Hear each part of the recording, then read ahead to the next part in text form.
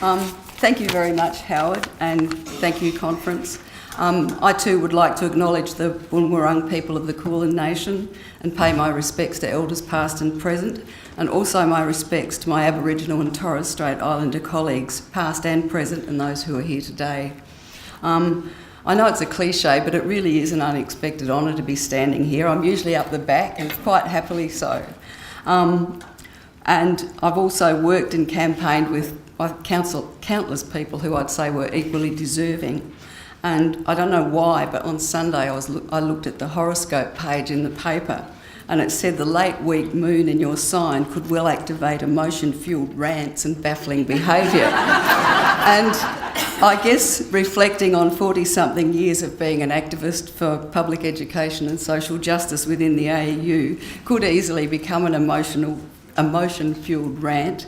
And I do feel very emotional, but I'm not going to rant, and I hope I don't baffle anyone with my behaviour. One of the things that occurred this week while I was reflecting on all this was the passing of Tony Vincent and his enormous contribution to the long history of activism around the defence of public education, early childhood education, students with disabilities, TAFE, you name it, and his inquiry into the funding and provision of public education in New South Wales 15 years ago was one of the very many significant influences on a number of us who've been working in the area of public education funding over the last 2 decades. And I was very moved by a tribute to him from Claudia Vera from the Teachers Federation.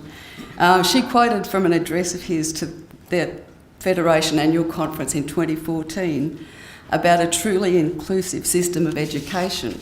And she quoted him saying, "At stake is nothing less than the test of our claim to believe in giving every child a genuine chance to succeed in life." He was talking specifically on that occasion about students with disabilities and special education, but I think what he said resonates for all of us across the early childhood, schools and TAFE sectors. And Claudia also said, when working with him, you felt like you were part of something significant. And I'm very grateful to Claudia for that observation. It's a very simple statement, but it's exactly how I feel about so many of the people I've worked with in the AEU, the members, activists, colleagues and leaders, and the significance of all the struggles and campaigns we've been involved in. I still don't think of myself as retiring. It's not a word I like. All those connotations of withdrawing and retreating from things, and that's not something I intend doing. But I guess I need to get used to it, and it's better than being terminated, which is what appears on payroll documents. There are many things I won't miss, certainly not the annual 4 hours of torture locked up in the basement of the Treasury building in Canberra with the budget papers, which everyone who knows me knows how much I loathe, or the annual release every year of one of the most misnamed documents ever, the OECD's 600-page Education at a Glance. But the things I won't miss are far outweighed by the things I will. The past and present research officers I've worked with over many years, and the ongoing friendships and collaborations within that group. And I'm glad a couple of them, Mary Fogarty and Leah Mertens, are here today. There's a lot less of us than there used to be, that's the way things happen.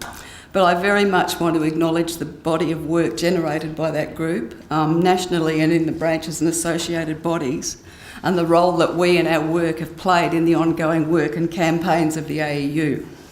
I've also enjoyed working closely with state and national women's officers and many of our women members, and I think it says a lot about the significance of the work of women in the union that 2 of those former women's officers are now our federal president and our federal secretary.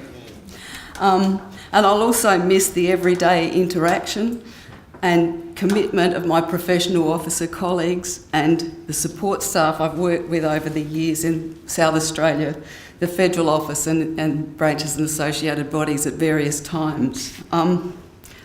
We live in a world with many dangers, and there's neoliberalism and its political attacks on public education, and the ugly and frightening rise of the new right, and some particularly toxic demagogues who incite anger, hate and division. And I often despair about the capacity of political systems to deal with the challenges they pose to communities and societies. but I always come back to the transformative power of public education and the never-ending but enduring fight for social justice. I'm not sure right now what form my activism will take when I leave here next Friday, but I certainly won't stop being a lefty feminist or part of the AEU. One of my favourite campaigners often says, social justice is not something you do once and then forget. Social justice is like taking a shower. You do it every day or you start to stink. Thank you very much, conference, for this great honour, and congratulations to Terry, Kevin, Bernie and Jeff.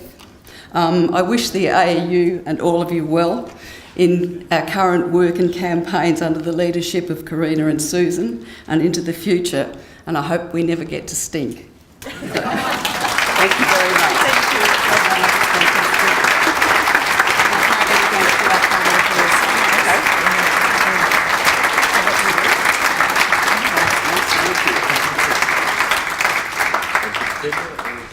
Just tilt it my way forward, just tilt it. That's what I want. Thank you very much. Just tilt it forward. There you go. That's good. Thank you very much.